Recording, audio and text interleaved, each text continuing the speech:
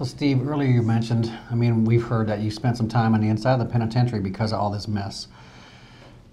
There has to be some gruesome stories that went on inside. Did you witness any of that stuff in the Maricopa or Arizona County system? I was incarcerated at the Florence State Prison for 2.5 years. I was sentenced to 5, but I only did 2.5. And in those 2.5 years, I witnessed some stuff that I wouldn't want to repeat, but they're burned in my memory forever. But for today, let's bring it out. Okay. Each race has a head. The head white, the head Mexican, head Indian, head black, and they have a deal with the guards, the officers, that they will keep peace and the officers will allow them to do certain things.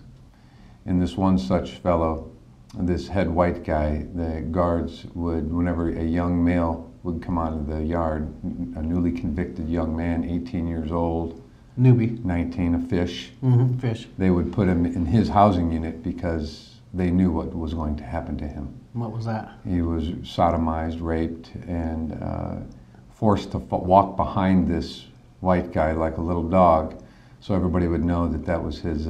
punk bitch? Exactly. Okay. And his, and no one else was allowed to touch him. But supposedly to keep peace, so they throw the fish to the head white guy in this case. That was his toy.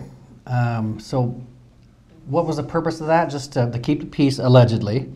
But you witnessed this. I mean, the guards would throw the fish to the knowing what would happen, knowing that he was going to be sodomized and raped, and they didn't care because they consider anyone that comes into prison to be pond scum. Yeah, less than human. Less than human. So you deserve this. You deserve to be raped by another man. And this is officials of the prison that are just letting this go on. Absolutely, and they know full and well what's going on. So that goes on. I mean, what other kind of... Well, I witnessed another individual. It was my first week there. This individual had a heat stroke, and it was during the shift change of the guards.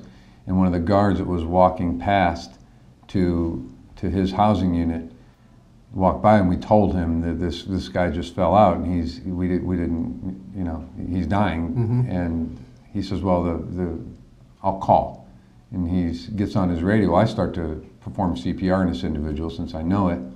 And he was about to pepper spray me because I was touching another inmate. You're not allowed to render aid to another fallen human being, which I defied him and went ahead and administered CPR until the response team got there, which seemed like several minutes. It might have been 5, but that's an awful long time when somebody has fallen from heat stroke. So your fellow inmate went down. You tried to offer some assistance. They told you to back off? Yes, the officer told me to get away from him, and he was going to spray me. I said, "But spray, because I'm rendering aid to this man right here." So were you able to do any help? He ended up dying. This is in Florence? Yes, yes. He died, and I went to the housing unit where that officer was and asked him what his badge number was, and he asked me why, and I told him, I said, well, I know we're not supposed to tell, but I'm going to snitch on you. I'm telling the story. And then that night, I don't know the correct name, ICS or whatever, the prison Gestapo, they pulled me out of my housing unit, took me back and interrogated me and told me that I better not say anything because they will pin a murder charge on me for touching him, because you are not allowed to put your hands on another inmate. And they said, you could have very well killed him by what you were doing. You may have harmed in us being able to save him, and we think that's what happened anyways. Oh, just setting you up. Yeah. Yeah. So they could give us a flying whatever. You know, if anybody's dying out there in the yard, just let them die. Yes, well, the officials might not like it because they lose money when they lose an inmate, but the officers are going to get paid whether that happens or not, so there's different agendas. I got you. Right. So it's not like they're there just doing their job or whatever. There's agendas. Right. There were some good officers. Don't get me wrong. You can tell. You can tell by looking at them how they carry themselves and how they conduct themselves, because I, too, was a corrections officer, believe it or not, from 1988 to 1991 here in Arizona. Besides that, you've got an honorable past besides that, right? Yes. Served your country. I served 7 years in the United States military in the Army.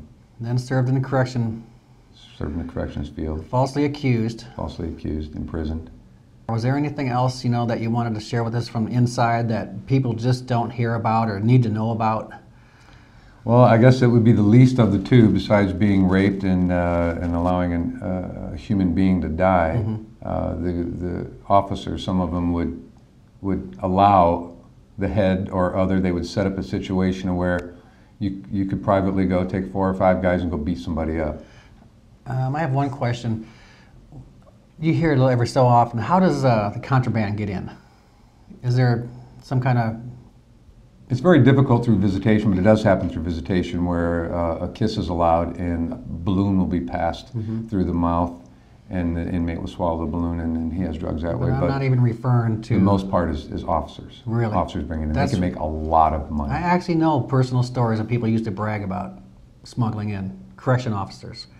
So... Yeah, a one marijuana joint can fetch anywhere between $20 and $30 on the inside. So you can imagine, and they're not very big. Yeah. They're called the pinners. Pinners, yeah, from what I've read. Unbelievable, unbelievable. So what's an inmate supposed to learn? You know, you're in there being punished supposedly, but yet you got these corrections officers being just as much gangsters as allegedly what you were, or any other gangster in there. What do we make of that? I mean, what the heck? Well, the one thing I learned from it is that life can turn on a dime. You're living a life of, I'm married to a very beautiful woman. She's my best friend of 10 years. And you're not safe. You think you're just living a standard life. You're living the American dream, and next thing you see a finger pointed at you from a distance. And then all of a sudden, there's nothing you can do about it. You hear that, America? You think you're safe. It's coming down to something else. I hope you're paying attention.